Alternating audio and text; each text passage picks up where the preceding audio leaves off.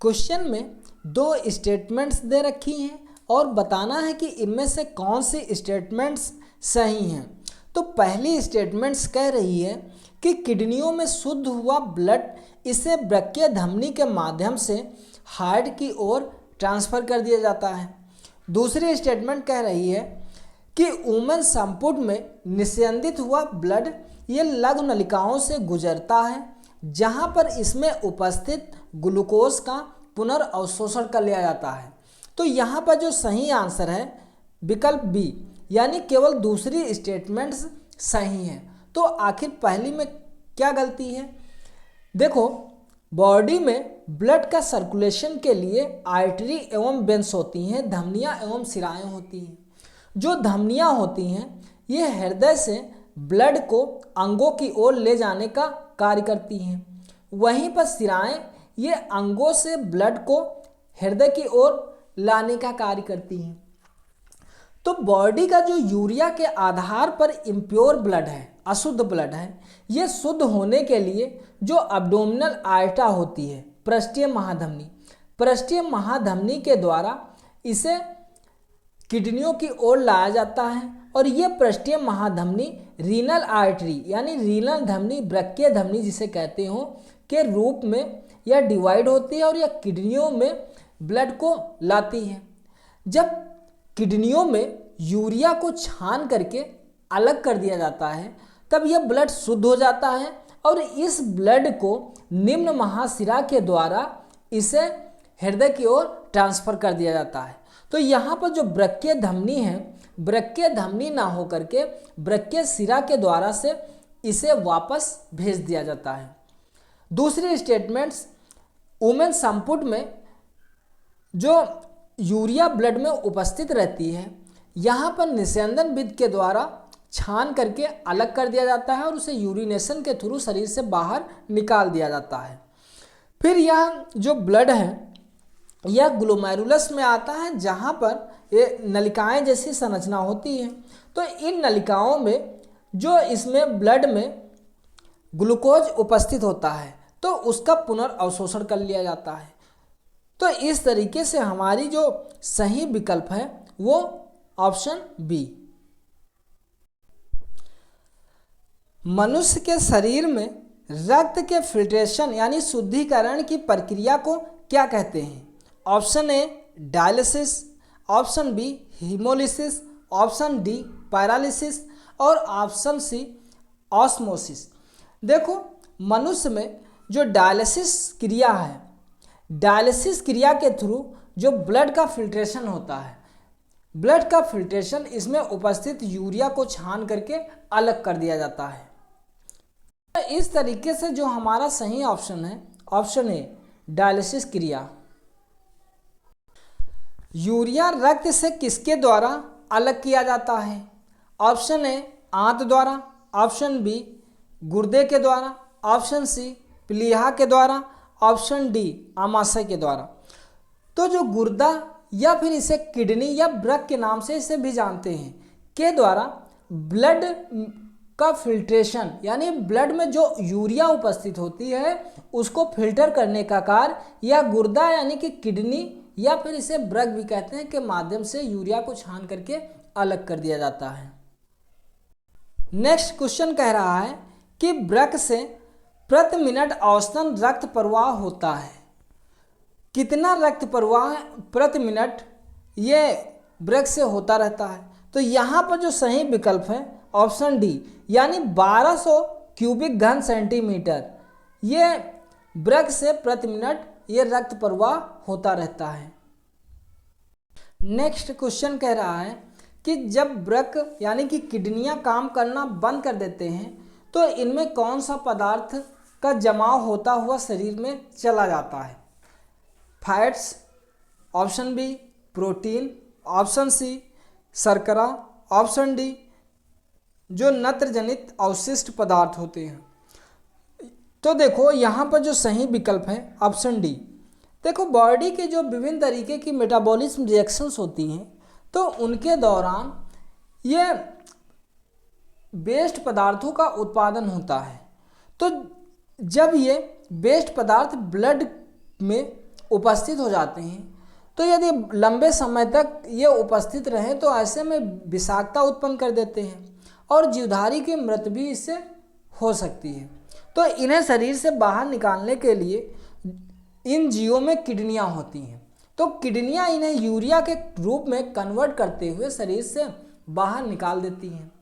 तो यदि ये किडनियाँ खराब हो जाती हैं तो ये नत्रजनित जो वेस्ट पदार्थ होते हैं इनकी मात्रा शरीर में बढ़ जाती है।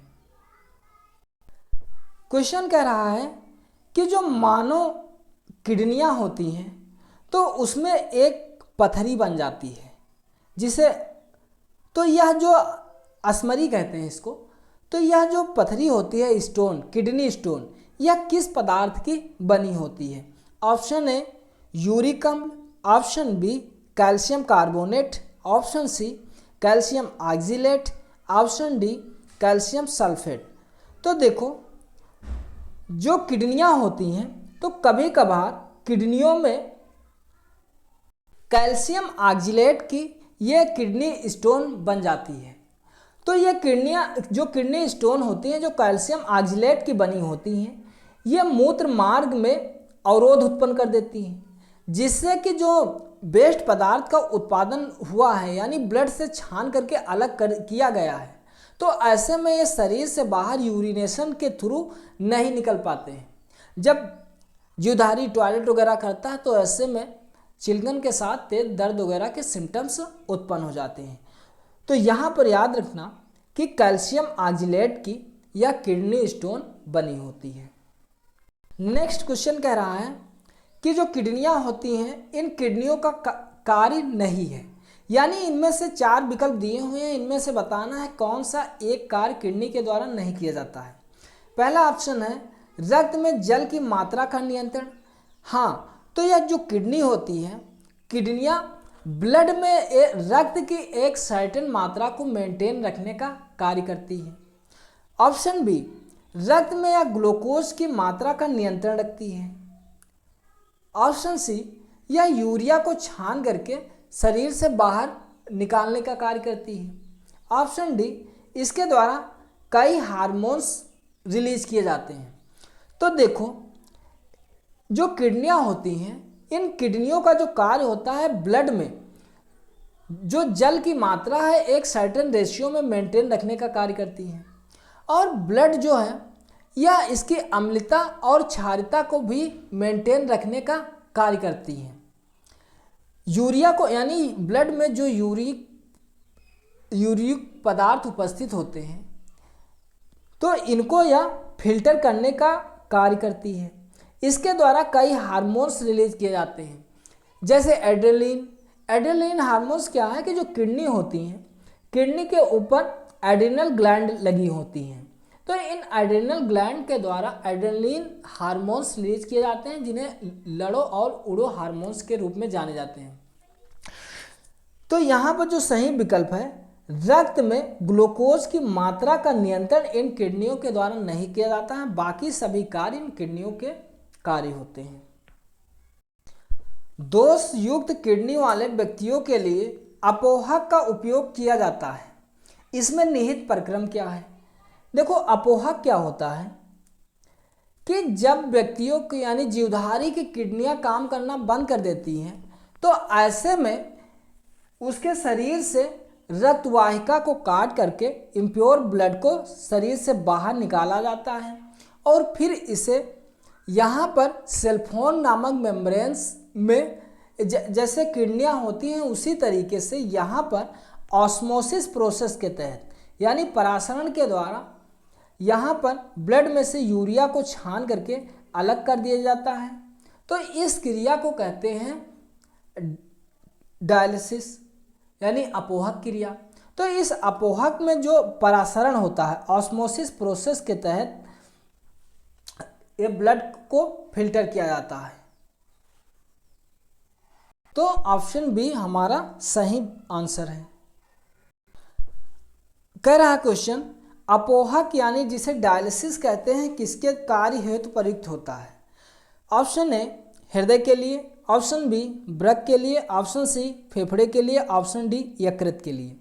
तो देखो, जो ये अपोहक है जिसे डायलिसिस कहते हैं, जब व्यक्ति की किडनियाँ काम करना बंद कर देती हैं, तो ऐसे में हम आर्टिफिशियली रूप से ये अपोहक करते हैं यानी डायलिसिस करते हैं। ब्लड को, इम्प्योर ब्लड को बॉडी से निकाल करके फिर उसे फिल्टर करके बाहर ही, और फिर जब फिल्टर हो जाता है तो शुद्ध ब्लड को शरीर में इंजेक्ट कर देते हैं। तो ये क्रिया जो है डायलिसिस कहलाती है। तो डायलिसिस क्रिया जो ब्रक होता है किडनियों के विफल होने पर इसे प्रयोग किया जाता है। नेक्स्ट क्वेश्चन कह रहा है नेफ्राइटिस किससे रिलेटेड है? हृदय से, ब्रक से, फेफड़े से या फिर लीवर से? तो देखो जो नेफ्राइटिस है, नेफ्राइटिस यह किडनियों से संबंधित एक बीमारी होती है। तो जो हमारा विकल्प बी है, बी सही आंसर है। यानी नेफ्राइटिस क्या होता है? जो किडनियों में कार्यात्मक इकाई होती हैं जिसमें ब्लड का फिल्ट्रेशन होता है, जिसे नेफ्रॉन कहते हैं। तो नेफ्रॉन में ये सूजन आ जाती है जिसको कहते हैं नेफ्राइटिस डिजीज, अत्यधिक दर्द होता है। तो यह किडनी से संबंधित एक बीमारी होती है। नेक्स्ट क्वेश्चन में बताना है कि कौन सा विकल्प एक सही है। ऑप्शन ए कह रहा है शरीर में सारा रक्त किडनी के माध्यम से मिल जाता है। ऑप्शन बी शरीर में सारा रक्त किडनी के माध्यम से गुजरता है। तो देखो यहाँ पर जो सही विकल्प है ऑप्शन बी, यानी किडनियों के द्वारा जो बॉडी का यूरिया के आधार पर इम्प्योर ब्लड है वह शुद्ध होने के लिए किडनियों में ही आता है। तो इसलिए जो विकल्प बी है, यानी शरीर से सारा रक्त किडनी के माध्यम से ही गुजरता है। क्यों? क्योंकि ब्लड में जो यूरिया उपस्थित हो जाती है तो उसको छानने के लिए इन किडनियों का प्रयोग किया जाता है, और जब ये किडनियों में शुद्ध हो जाता है तो इसे हृदय की ओर ट्रांसफर कर दिया जाता है। तो हमारे 10 MCQ हुए जो कि किडनी से संबंधित है। Thank you for discussion.